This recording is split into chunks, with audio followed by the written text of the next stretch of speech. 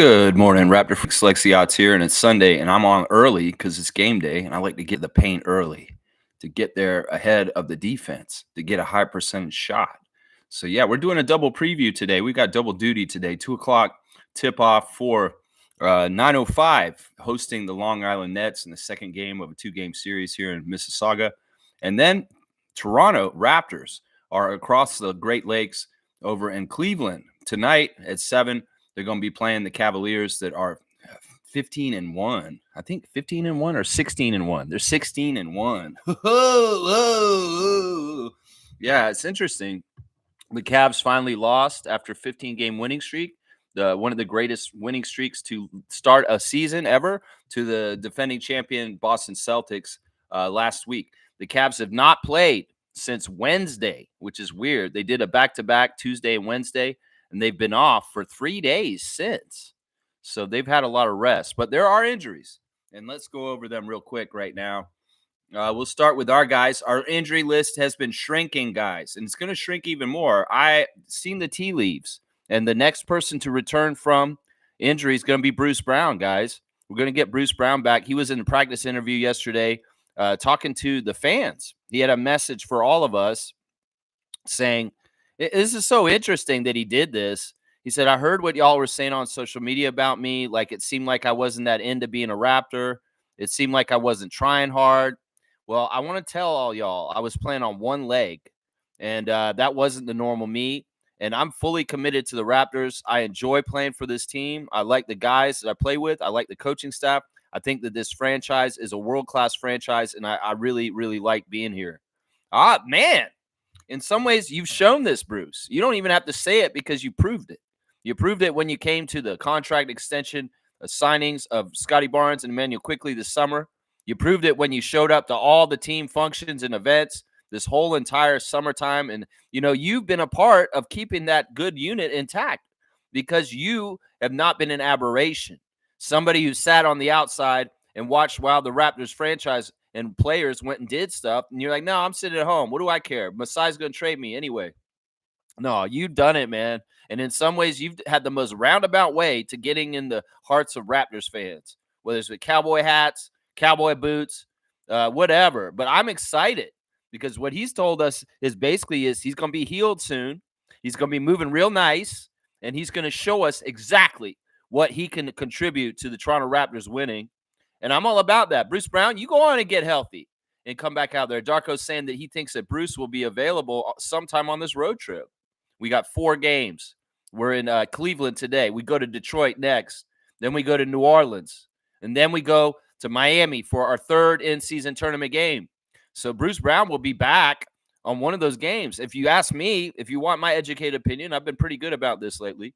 He's not going to play today, but he could very well play tomorrow against Detroit, is what I'm saying right now. Yeah, Bruce Brown is listed as out for today's game, but his knee is feeling a lot better. Scotty himself said Scotty said that he saw Bruce moving real good in practice, moving real nice, moving real well. It's like he's playing on one leg. This is what a player looked like playing on one leg last year when we saw Bruce Brown out there for us. They asked him straight up, why did you wait so long to take your surgery?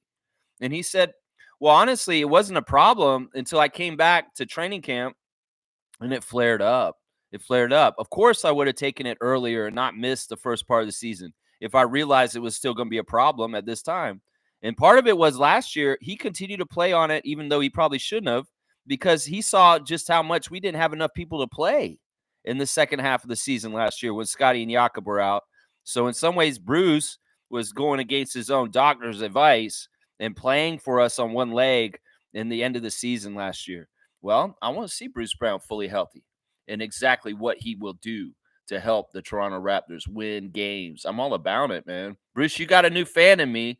I like how you straight up answered all the questions in your interview yesterday and put it all to rest. This is a fantastic thing because honestly, we keep it all on the up and up. He had some words for Scotty on his cowboy hat. He said it was a trashy hat. He said it's not a very good cowboy hat. And he had to teach him to match the belt with the boots. All right, rest of the injury list. Bruno Fernando is listed as questionable due to his ankle. That's better than out. That's better than out. He's questionable. There could be a chance that Bruno actually is going to play. Manuel quickly isn't expected to be ready to return to game action until mid-December at the earliest. That is a report by Josh Lewenberg. Kelly Olynyk was limited participant at Wednesday's practice. He is still out due to his back. DJ Carton is ruled out also due to his ankle. Yeah, they split the 905 guys in half. There's 3 staying with the 905 team and not traveling on this road trip with the Raptors, and 3 that are traveling with the Raptors. The 3 that are staying behind are DJ Carton, who's hurt, Ulrich Shamshay, who's 18, and Jacoby Walter. Jacoby Walter will not be with the Raptors today. He is going to be playing for the 905 this afternoon at 2 o'clock, just for y'all's know. Now, that means the other 3 guys are in Cleveland with the Raptors. That's Jamison Battle, Jamal Shed, and Jonathan Mobo. So those 3 rookies will be with the Raptors, and the other 3 guys are the other way. That's just a little bit of an update on what's going on with the Raptors lineup. Let's look across the court to the Cleveland Cavaliers. Right now, we got a few injuries on there. They actually have some injuries listed here on their sheet. Let's see. Isaac Okoro is listed as questionable for today's game. It's his ankle. Dean Wade is already ruled out. It's his ankle also. Karis LeVert is out for the game today. The backup 6-man for the Cavs will not be available. Max Strus is still continuing to be out due to his ankle. He's going to be reevaluated soon. And Imani Bates is still out he's been out for pretty much this whole season already. So, yeah, there are injuries on the other side for the Cleveland Cavaliers. They beat New Orleans after they lost to Boston last week. So they are on a 1-game winning streak, not a 15-game winning streak.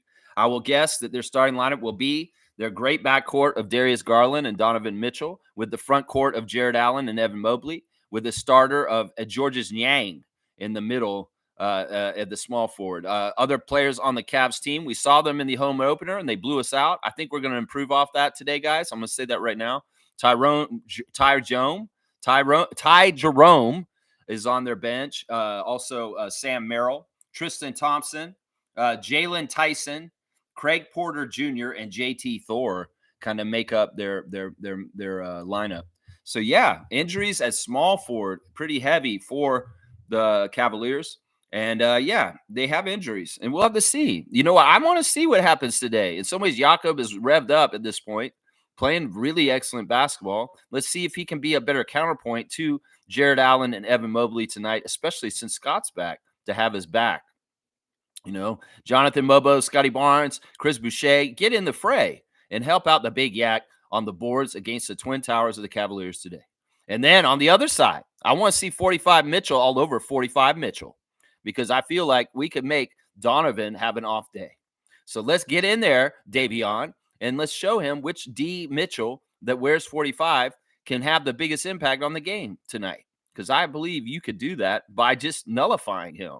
So go on and do it then. Oshai Abaji, get out there and shut down Darius Garland or whoever else you got to guard out there too. Yeah, I'm excited about it. Let's talk about the refs, y'all. Yeah, the refs. All right, first of all, the referees for 2 o'clock when the Long Island Nets take on the Raptors 905 at Paramount 5 Food Center. Agana Bazi is the crew chief, number 7. Teresa Stuck, number 68, is the referee. And Rachel Rayford, number 44, is the umpire. Now let's look to the big enchilada, the main event, the 7 o'clock Cleveland Cavaliers, Toronto Raptors game. Our crew chief tonight is Josh Tiven. Josh Tiven, we've had him, I think, once this year. I'm not sure. Josh Tiven's number 58 in his 15th season out of Norwich, Connecticut. His favorite TV show is Bam, Bam, Bam, Bam, Bam, He likes Seinfeld. His favorite movie is Minority Report. He likes to listen to Dermot Kennedy. His first favorite book is Firstborn. It's a book written by his dad, Bruce Tiven. His favorite meal is chicken parmesan with vodka sauce. His favorite app is Instagram. He most like to visit Hawaii, play golf at Augusta National, and he's a yo-yo expert. That's right. That's right. In the 2019-20 season, Tiven made his debut as an NBA Finals official when he officiated Game 1 between the Lakers and the Heat. Josh Tiven is historically a very friendly ref to the Raptors, guys. And in fact, we're going to find out a pattern today about our referees. Is Josh Tiven refereed one of our preseason games that we won. Our record with Josh historically is 58% winning when he is present. And the Cavaliers, meanwhile, are 45% winning. So Josh Tiven, the crew chief, favors the Raptors 58-45 as far as win percentages. The second ref is Drake lover Mitchell Irving. Number 27's in his 10th season out of New Orleans, baby. His favorite TV show is Martin. And he likes that Eddie Murphy movie, Coming to America. As I said, his favorite musician is our global ambassador. That guy. Favorite book, Between the World and Me. He likes char-grilled oysters. He's on TikTok. He most like to visit Africa. And his bucket list is skydiving. This dude wants to go skydiving. Mitchell Irvin considers his most memorable NBA assignment to be his first game as a full-time NBA official in his hometown of New Orleans, when the Golden State Warriors' Steph Curry scored 53 points against the New Orleans Pelicans on Halloween of 2015. He also worked the Rising Stars competition at the NBA All-Star Weekend in 2019 in Charlotte, North Carolina. Yeah, Mitchell Irvin was a really good ref to us a couple years ago, but we've been on a losing streak with him in the last 2 years. In fact, we did not win a single game with him refereeing last season. Historically, though, is pretty high. We win 51% of our games with Mitchell around. We did lose a game already this season when he was present. He has refereed us once this year, and we lost. Meanwhile, the Cavs win 44%. So technically, he favors the Raptors. 51-44, the split for the second ref, Mitchell Irvin. Just so y'all know, that's two refs favoring the Raptors so far, guys. The third ref is Brandon Adair, number 67 in his 7th season out of Norfolk, Virginia. He likes the Fresh Prince of Bel-Air, and he likes The Pursuit of Happiness as his favorite movie. So he's a Will Smith fan. His favorite musician is Charlie Wilson.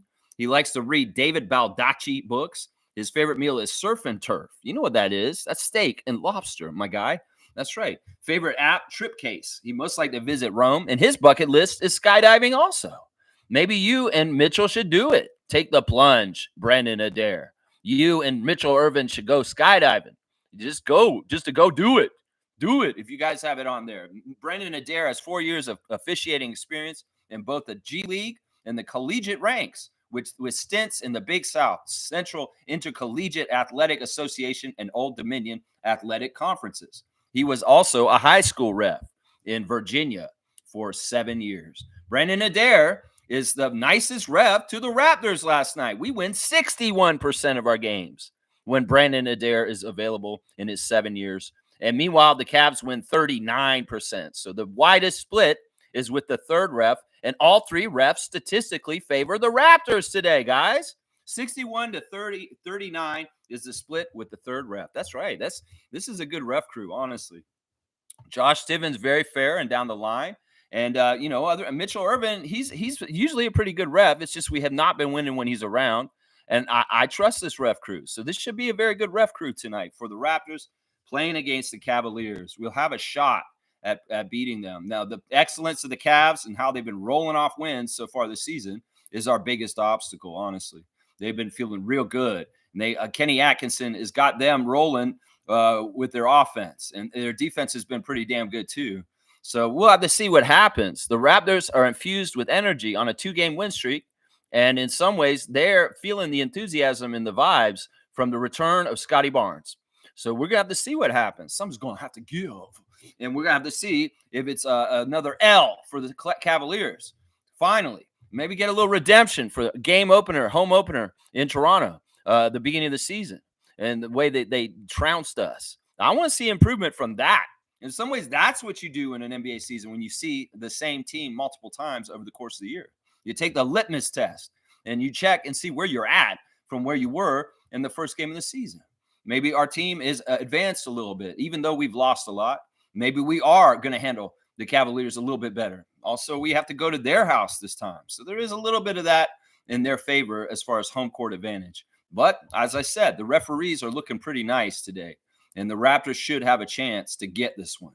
Seriously. They got to take care of things correctly, though. In some ways, I would say they need to get a good sizable lead and just keep on top of them by like double digits right up until the end. And that's the easiest way to ensure a victory for Darko and the Raptors tonight.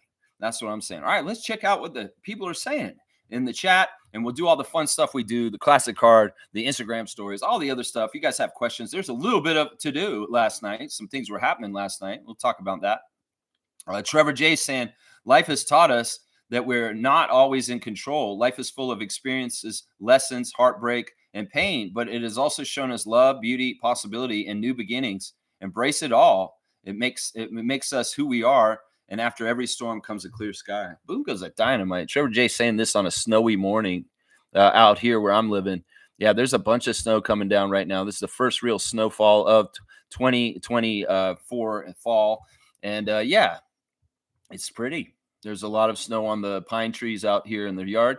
They're filling up and looking white, and there's quite a cover on the ground. I thought it wasn't going to stay, but it's not melting. So there is, yeah. Seasons change. Things change. Events happen in your life, and they shape you. And hopefully good things are happening for you. That's what I would say. Trevor J saying, happy game day. Let's go. There you go. There's the lineup once again with all our guys and the spray paint cans. Monique is here. Good to see the super fan Monique Lawrence on an early Sunday morning. Good morning, Raptor Freak crew. Happy doubleheader game day. What do you think of Bruce's practice interview? I'm glad we're almost healthy. I loved it. I loved that he cleared the air. In some ways, Bruce hadn't gotten a chance to take the microphone and clear the air like this until now. And this is an amazing thing. And these guys really are tuned in and listening to social media voices and what people are saying. If Bruce felt like the need to respond to some of the things that were said about him from last year. Yeah, Bruce, you brought a whole feel to you, man. Obviously, the Western Cowboy vibes are celebrated right now around the team. Scotty taking part in it. And in some ways, it's kind of cool to have a cowboy in the city. Okay, Midnight Cowboy. And in some ways, it's like, Bruce has been awesome. I feel like in some ways he's been an ultimate pro. And, he was in a weird situation when he got traded here in the Pascal trade. And it was ambivalent. It was kind of like it could go either way. Like he might get traded right away and out of here, or maybe you need to get comfortable and just kind of hang around and because you're going to be here for a bit. Yeah, well, that's what it's turned out to be. That Bruce is around still. Bobby Webster saying in the summertime, we fully expect Bruce to come back and contribute and help the Raptors as a player when he's healthy. So, yeah, I love this. I love this, Mo. I love hearing Bruce's own words, and I love him speaking for himself with Lindsey Dunn in the press room yesterday. That was fantastic. I'm so glad. And it also is a sign. Listen to this, Mo. Why the hell would they interview Bruce right now if he wasn't about to come back? That's what I say right there. That is a really good sign that they interviewed Bruce Brown yesterday. That means his return is imminent, guys. I don't think it'll be today, but it could be. I mean, who knows? Maybe he is ready to come back today. It could be today. It could be the next one. I'm pretty sure he'll come back in the next 3 games, and he'll get at least one game in before we go to Miami and play the NBA Cup game against the Heat. Yeah, once again, notice we're playing the NBA Cup game on the 4th game of a road trip. What is this bullshit? They put our first one on the 5th game of a road trip. Now we're on another road trip. At least this isn't a West Coast swing. We did the Cleveland, Detroit, Great Lakes dance around the lakes. And then we go down to New Orleans, baby. And then we go to Miami. At least it's not too crazy with the travel and the time zones. But still, it's fishy as fuck that they give us NBA Cup games at the end of long road trips. And this is a 4-game road trip. And we will have to play an NBA Cup game at the end of it. That is what it is. The schedules want to screw us over. Screw us over this year when we're in a weird rebuilding year. Fine with us. Fine with us. All right, Trevor J's bringing up the hot topic from last night, and this is important to the Raptor Freak channel because this is a growth. This is a player that is very much important to the Raptors' history, and, we cover him. He's important to us. Trevor J is saying that Fred VanVleet, after getting ejected from the game, called the referees the B word. That is what he said, yeah. Yeah, Houston was playing Portland last night. It was the second night of a back-to-back against Portland. On Friday night, they played the Portland Trailblazers in the NBA Cup, and they blew them out 116 to 88 and dominated them. So they won the NBA Cup game, but then the next night, they're playing them again, and Fred did not like the referee. Boy, did he not like the referee. Apparently, on the last play of the game, Fred was trying to take a 3, and he got body checked a little bit with the body, and the refs missed it, and they didn't give him the call. It could be that, Fred's not going to blow up over one little play. It could have been a very built up kind of like these guys are so fucked kind of refereeing job by them. It could be very well that they were holding the Rockets down and trying to help the Blazers win that game last night. But Fred let him know right as soon as the buzzer went off, you a bitch, you a bitch, you a bitch. And he went right up to John Conley, put his finger right in his face, said, you a bitch. Wow. Wow, Fred. This was like the Ben Taylor moment all over again. Man, Freddie, if you are the figurehead for the NBA to call out the refs for their bullshit, well, you are. At this point, you really do seem like it because of this. Now, the game had some adversity in it earlier when there was a tangle up between Dylan Brooks and Shaedon Sharpe of Canada. Both the Canadian players from Team Canada were mixing it up against each other, which is crazy. And Anthony Simons came in and got in the middle of it. So there was some double techs. So there was a little bit of extracurriculars and heated up kind of emotions on the court already around on the court last night. Well, Freddie just let it go. And after the game, he's like, I'm not even going to talk about the refs now because I think I'm already in enough trouble. And yeah, in trouble. Yeah, he probably is in trouble. We'll have to see. Courtney Kirkland was funny in the pool report afterwards. He said that, yes, there were technicals on Shaedon Sharpe and Dylan Brooks for their altercation. And then late at the end of the game, Fred VanVleet directed expletives at the officials and was thrown out of the game right at the end of the game.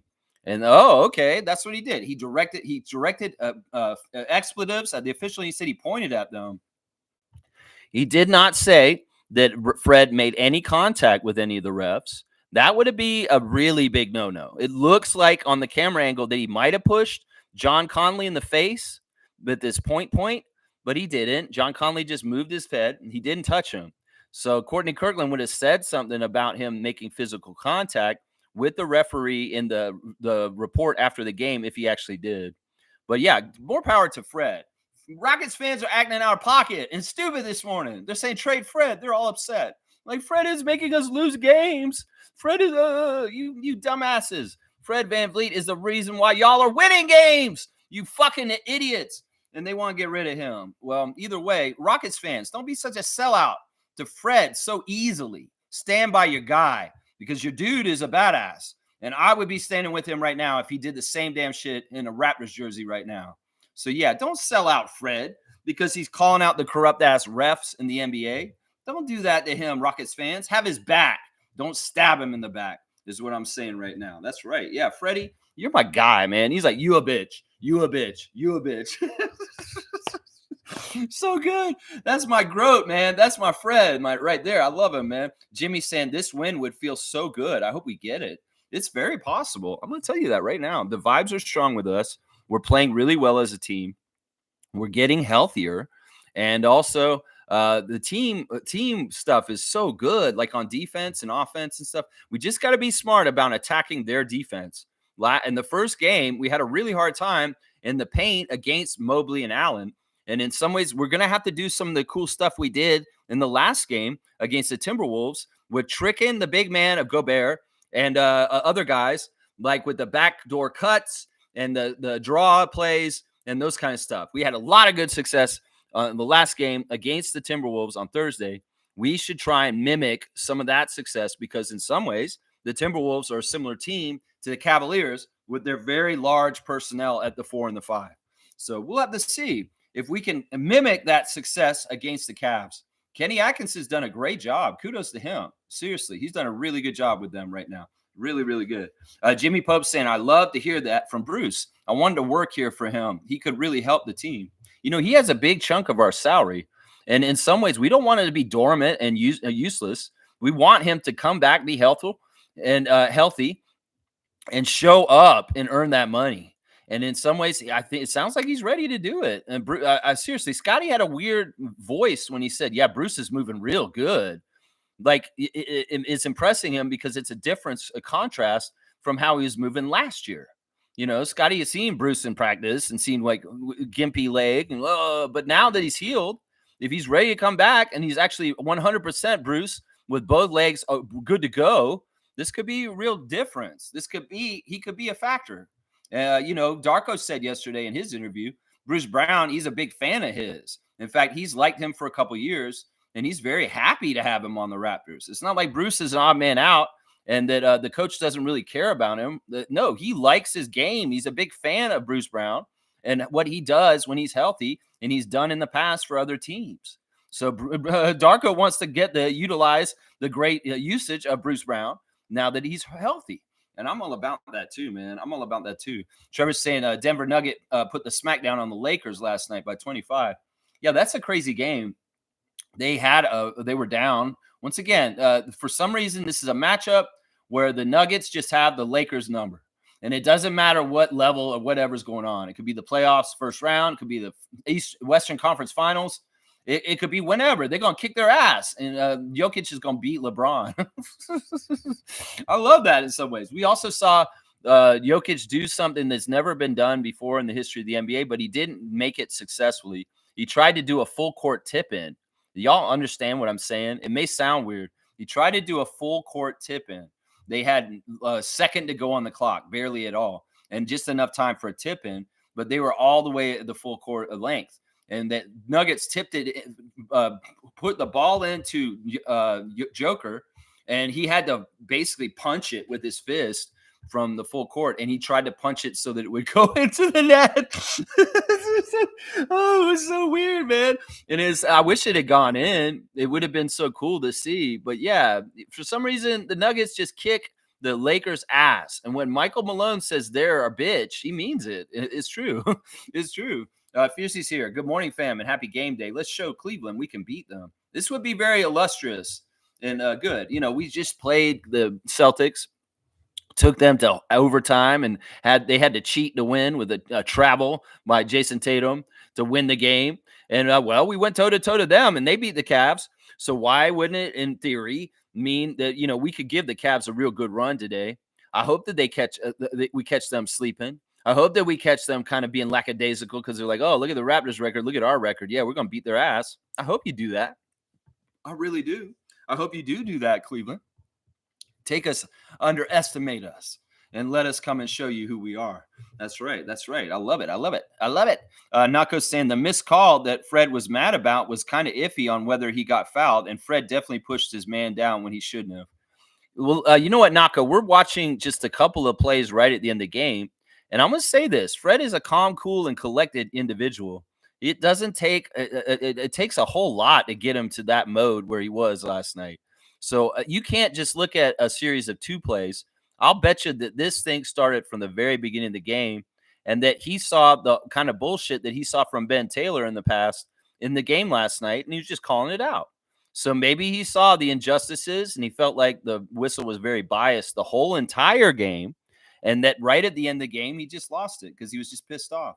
I mean, they had a chance to win this game, and maybe Fred felt like the referees were gatekeeping the Rockets from winning the game last night. We know Fred's a strong competitor. So I wouldn't take it from just the last couple plays. He would have probably been pissed off that whole entire game, and he just let it out right at the end. That's what I'll bet you it is. Knowing Fred. He's too calm and cool collected. You ever see Fred get disheveled and act like that on the court? No, because he's smart, and he doesn't want to get fines. He doesn't want to get in trouble. In some ways, when he does that, it's because he really feels it. Let's just put it that way. He really feels it. We know that. We had Fred on our team for so long. We know that. Kareem's here. Good to see Kareem Thomas. Fred is the only player who actually takes advantage of having fuck you money. Right or wrong, I respect that he stands on business. That's right. He's probably going to get a crazy fine. He's probably going to get suspended. I could see Fred getting suspended for 5 games at least. Some people are saying they want him suspended for longer. I'm like, whatever. Nah, in some ways, he's just a free speech guy. And in some ways, I want him to have free speech. And then once again, fascism is not having the ability to critique or say bad things about the people in charge. If you're not allowed to criticize or say you're doing a bad job, Donald Trump, then it becomes a dictatorship. It becomes fascism. And this is the thing that's going to be happening in the USA right now. Is if you're a naysayer, he's going to fucking come after you. It's like just like political opponents in a banana republic, jail people that don't agree with you, just like Putin does. That's where we're at with the U.S. president right now. And well, the NBA refs are not above reproach. In some ways, free speech and talking this all out is more healthy than just going along and thinking, oh, this is just all totally on the up and up. Fred is a freedom warrior, a free speech person, and I stand with free speech every time. And that's why I say, you know, they can fine him, they can suspend him. In some ways, that's fascist because all he did was express an opinion or express how he felt about what was going on right there. That's right. Mike's saying, yeah, Fred did a finger pointing. You're a bitch. You're a bitch. Laugh out loud. It was awesome, man. That's my GROAT, bro. That's my 23 that I won up in the rafters at the Scotiabank Arena. That's my guy. Seriously, I love that dude. I love that dude. Anybody who hates Fred, you just don't understand basketball. You just don't understand what it takes to be a 5'10" man playing in the NBA that never was supposed to be there and keep being there and excelling. And that's why I love Fred, man. Everybody can hate on him because he's the dream that they never realized. There's a lot of 5'10" jokers out there that wish they could be doing what Fred does. And that's what it is, haterade, when they come at him like that. That's what I'm saying right there. Yeah, Trevor's saying Golden State fans already calling for Davion to join the Warriors. They've seen how good he is. I don't give a shit what they want. Who cares? They can write one thing on a social media page. I don't give a shit. They probably want a lot of people. You probably just read one comment somewhere. And in some ways, I don't care what they want. They want Davion Mitchell probably just because they want him to turncoat on Sacramento, their arch enemy, and bring him back as a weapon against De'Aaron Fox and all them because the animosity between the Kings and the Warriors is very strong. And in some ways, they're seeing us reclaim Davion Mitchell's career. Like, oh, let's go get him, and we'll use him against his old team. That's part of it right there. Who gives a shit what Warriors fans want? Fuck the Warriors. How about that? Mike's saying, not gonna lie, those trade rumors are meh. 95% of the videos never happen. Exactly. Especially since this isn't really the time of the year that trades happen.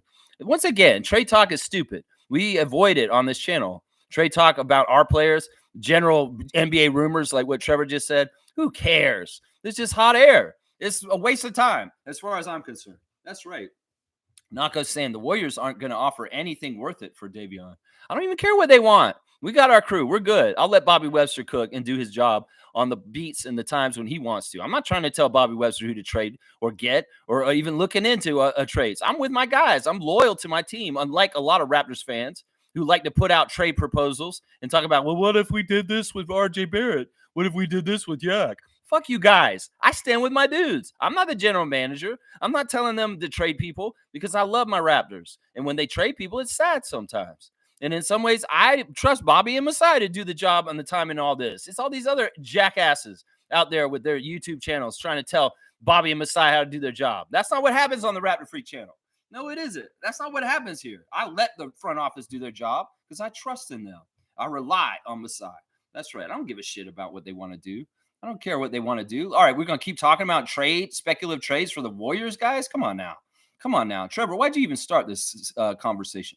Mike saying Golden State want to dump Gary Payton 2's salary on us to get better. Yeah, I don't care what they want. I don't give a shit what Golden State wants. Davion Mitchell's a Raptor until further notice. If that changes, then I'll talk about it. How about that, guys? How about that?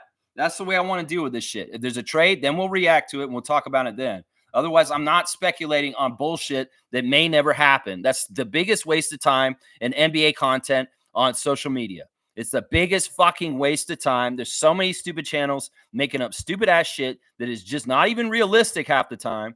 And then also just like, it's dumb. It's the most waste of time. Like, I don't want to watch YouTube channels that just talk about what could be. Let's talk about what's happening. Let's talk about what's real, like what we do on this channel. That's what I'm saying, y'all. Don't get in this trade talk. Don't get in this trade talk bullshit, guys. That's right. Nago's saying if he gets back to how he was in Denver, I wouldn't mind re-signing Bruce.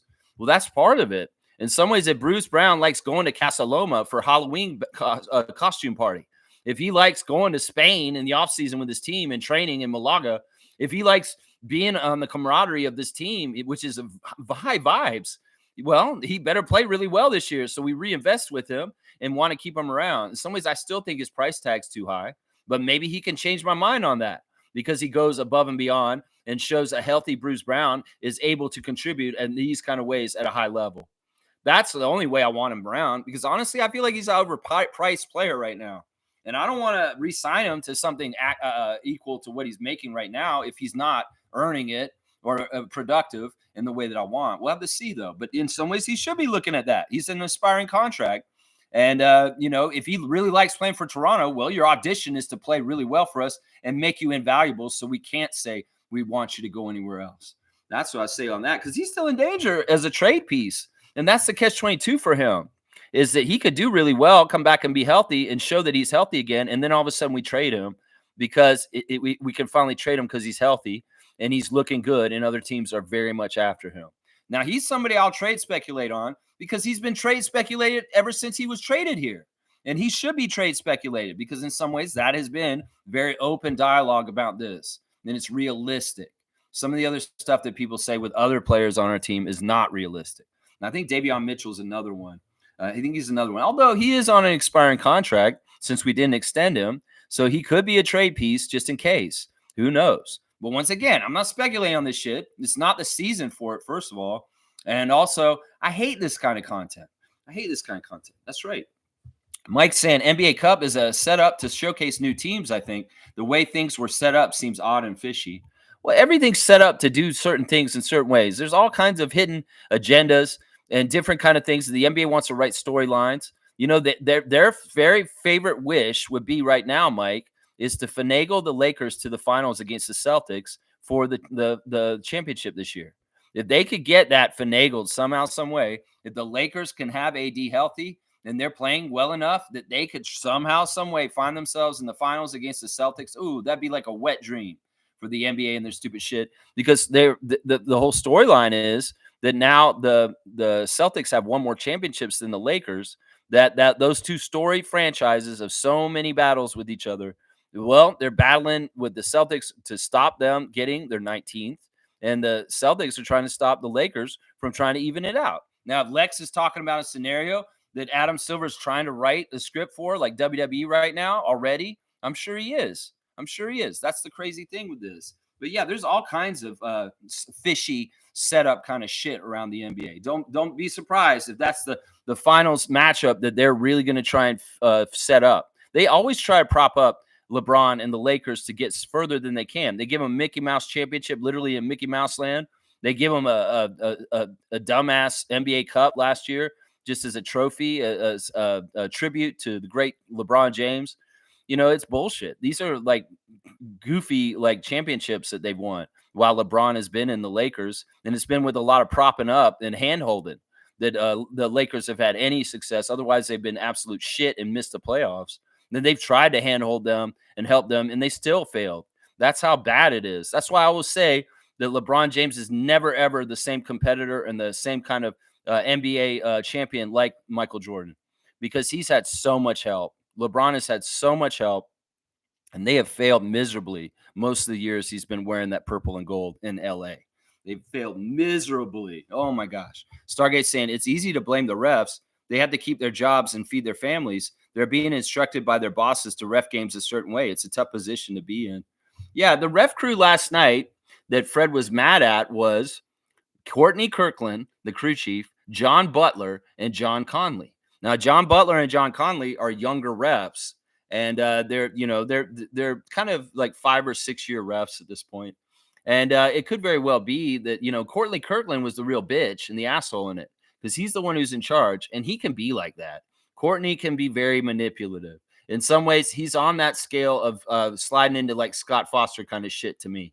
And, I think that Courtney's the leader, and those two other refs are just following his lead.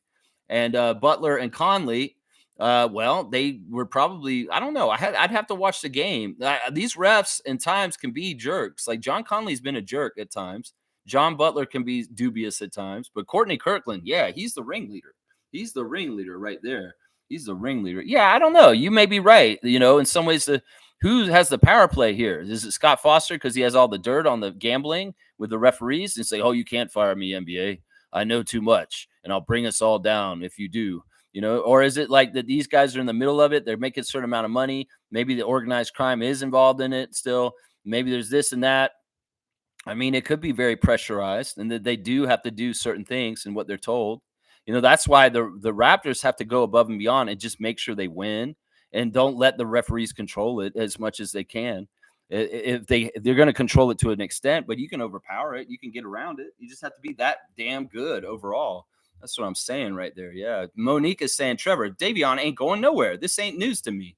Yeah, I don't do trade speculation, Trevor. Why are you bringing me? Davion Mitchell is lusted for by The Warriors. Who gives a shit what the Warriors want? This isn't news to us, man. This isn't news to us. This is just fucking Golden State or the Lakers fans talking out the ass what they want. Who cares what they want? We don't care what they want.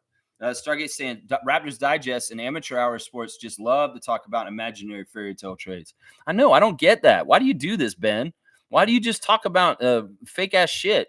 It's like I long for the days of Raptor Digest when before your voice cracked, before you were still a squeaky little prepubescent kid. Oh, the Raptors! I love this team. Blah blah blah. And then you became a man. I'm like, dude, man. When his voice changed, like Peter Brady, it's like the trade rumors increased and Riker went away.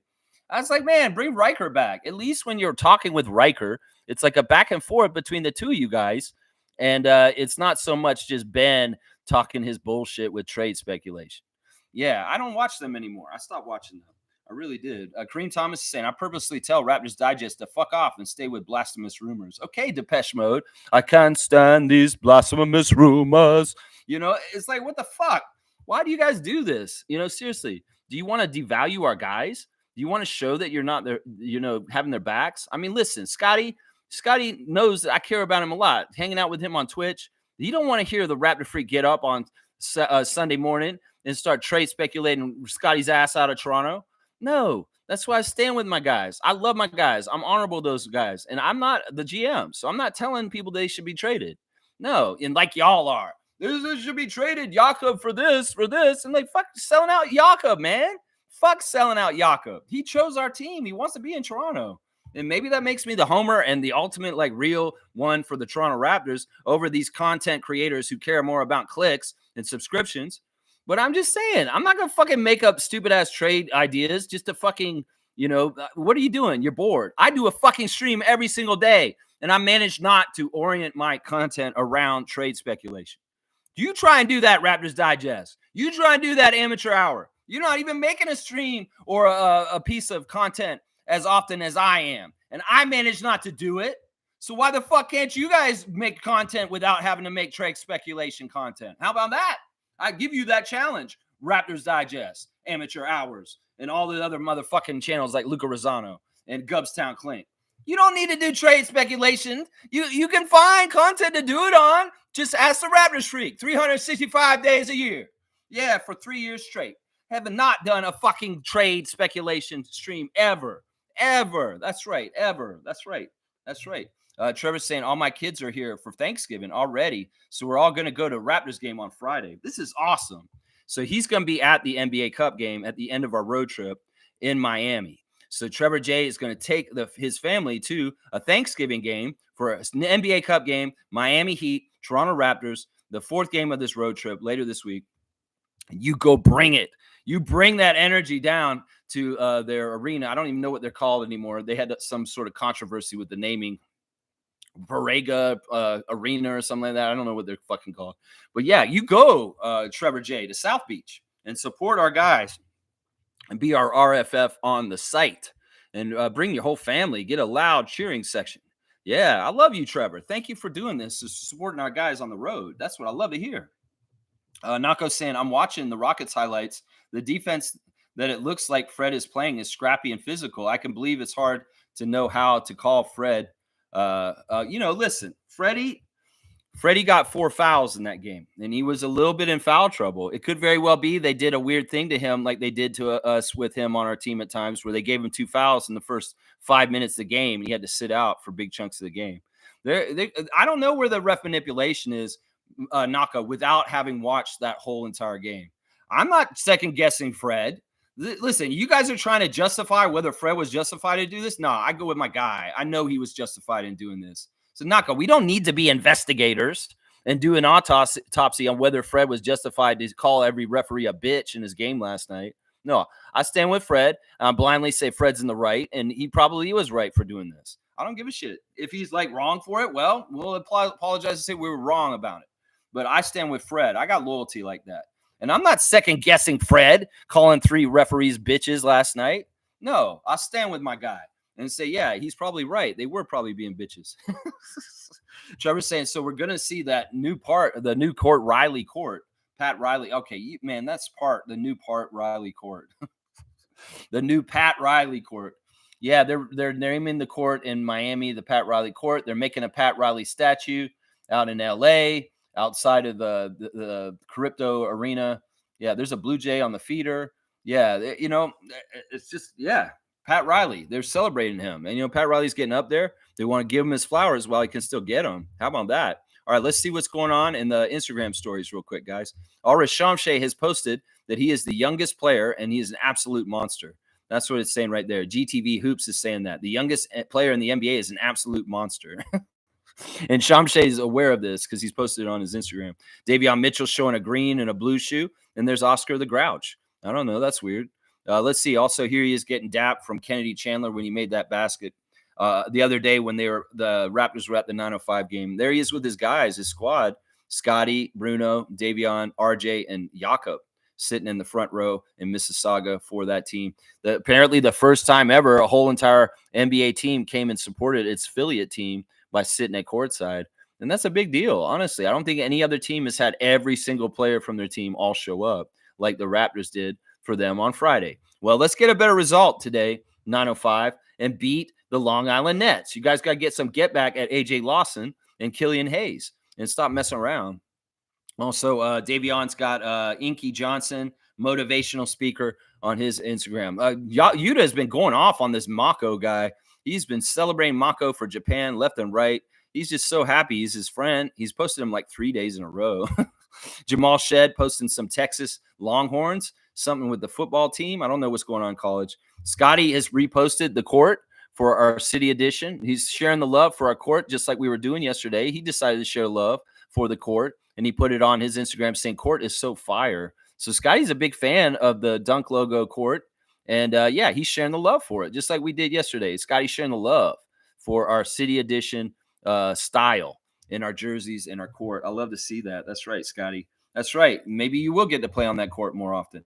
There's Scotty coming in the game the other night against Boston, wearing his Matrix crazy ass coat with the tails and the black tie, looking like Men in Black. Like he's coming to neutralize somebody's brain, something like that. Dylan Disu showing off. I don't know what player that is. It's some player that's overseas. Not totally sure. He's celebrating some guy. I don't know. Lloyd is listening to Low Shimmy.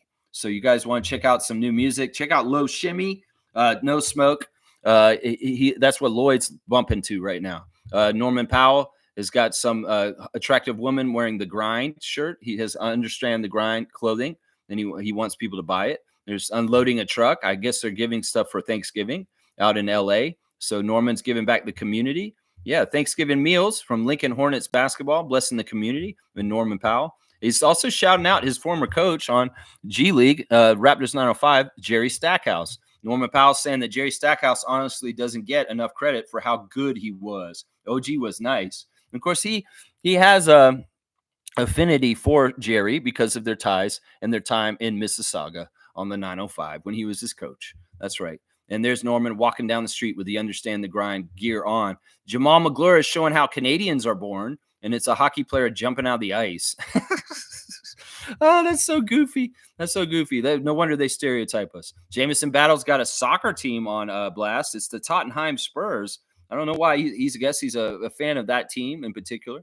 And Pascal is walking into the arena and checking out things with the Pacers. He's always saying interesting stuff, talking about cool things and showing pictures of his team and working out and just having a goofy time. He's the auteur, and he's living his best life. Pascal Siakam, we salute you.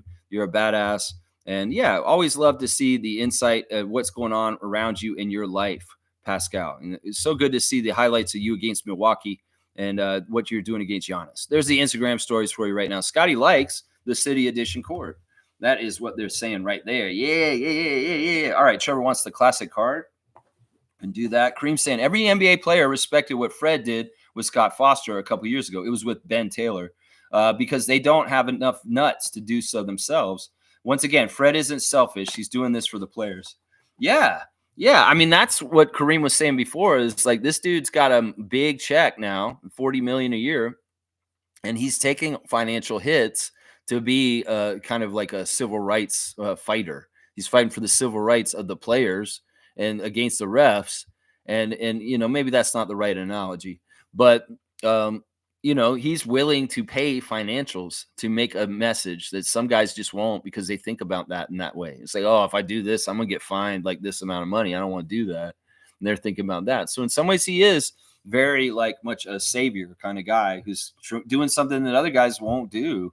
So I agree with that, man. It's not selfish. It's not selfish. Ben Taylor. That's right. It was Ben Taylor that he's had issues with, not just in that game. They had issues way before that game, and they just culminated. It could very well be that Freddie's had problems with Courtney Kirkland for a few games too, and that he's just like, oh, okay, fuck this guy. You a bitch, you a bitch, you a bitch, you a bitch. Yeah, yeah. Most saying Nike basketball and Vince Carter working together wearing City Edition jerseys. Yeah, that's just a Nike advertisement. Of course, they're going to let Vince wear the City Edition jerseys and try and sell them. That's all that is. It's an advertisement. And Vince was in town, and they're going to put him on his own jersey. Yeah, they did. They took these pictures a couple weeks ago, I'm sure, and they're just releasing them now to try and increase the sales for it. To me, this kind of stuff's not that impressive. It's an advertisement, Mo, as far as I'm concerned. All right, let's go. Here's a classic card, guys. All right, who's this? Classic card of the day. Let me know who it is. Give me the full name. That's Benoit Benjamin, who's in front there with the 00. That was his birthday on Friday. Happy late birthday once again to Benoit, who's like 60 years old now, guys.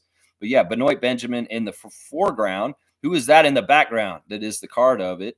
Let's see if anybody will get this. Full name answer. Olden Polynice is not right, Isaac Campbell. That's an interesting guess. That is not Olden Polynice. That is not Olden.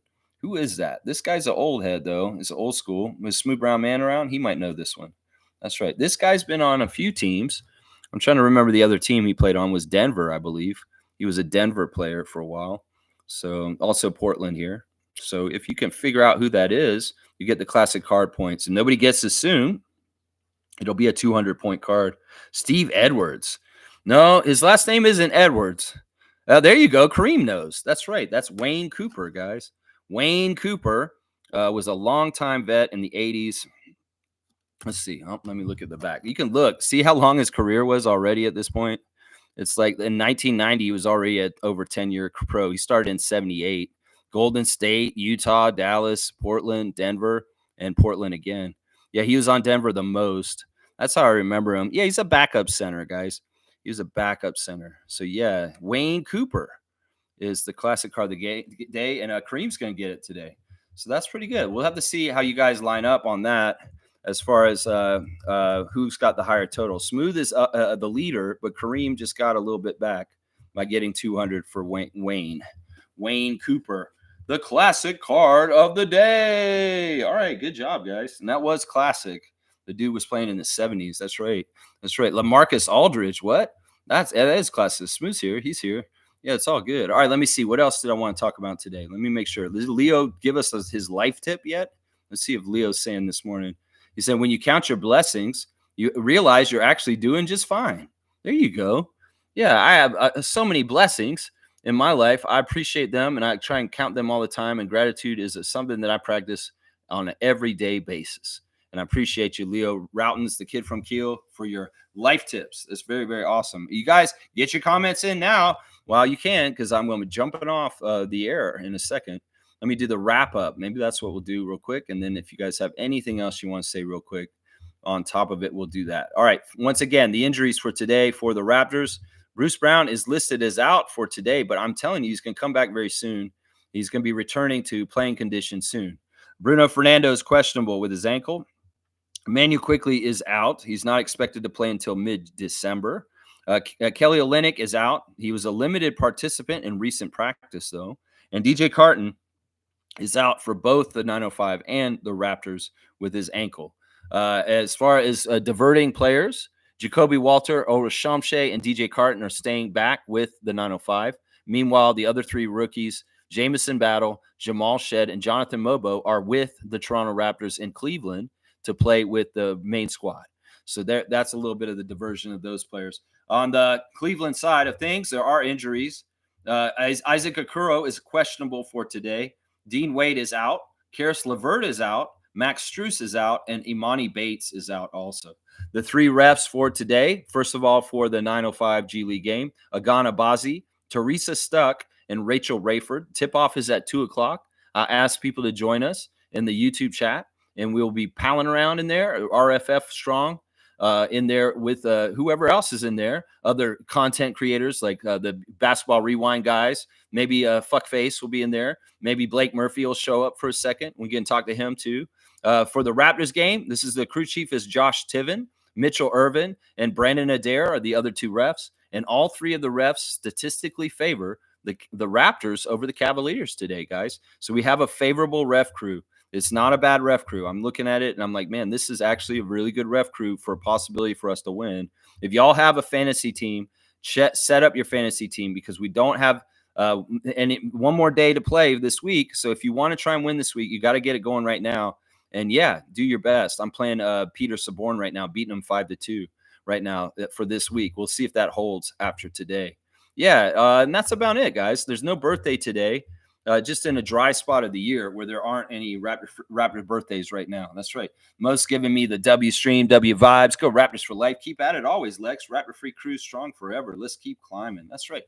You know what? I'm feeling like I'm missing one little thing, and I want to tidy this up. Just have one little hour-long stream real quick. I'm just trying to see. There's something in the chat. Oh, the efficiency landscape is looking pretty good. Whatchamacallit puts it out. Goldsberry. Kirk Goldsberry, the Raptors have risen up and we're having better defensive efficiency. We're at the very bottom of the graph the last time, and now we're almost getting to the halfway point of defensive efficiency. So that's gone up. Our offense has gone down just slightly, though. So, yeah, we're in a better place in the efficiency landscape. If you guys know what I'm talking about, it's something that comes out once a week where they look at where the NBA teams, their logos are with offense and defense in the league. Very, very cool. Yeah, Freddie doing that. That was pretty interesting. Jalen McDaniels has been signed and claimed off of waivers by the Memphis Hustle. So Jalen McDaniels is still in the league. Our guy from last year who got cut by the Spurs in the offseason is on the Memphis Hustle suddenly. So he's still holding on to what he's got. And let's see, what else? Is there anything else in the chat that I really kind of wanted to say? No, I think that's it. We went over the practice interviews yesterday. Bruce Brown and Darko talking about him wanting to play fully healthy and show what he really can do for the Raptors. I think that's the main story from there. Yeah. Stargate saying, man, fuck the Warriors. Fuck the Heat. This is RFF for life. That's right. Raptor Freak family for life. Let's go, Stargate. The man who beat the machine and got out of the machine.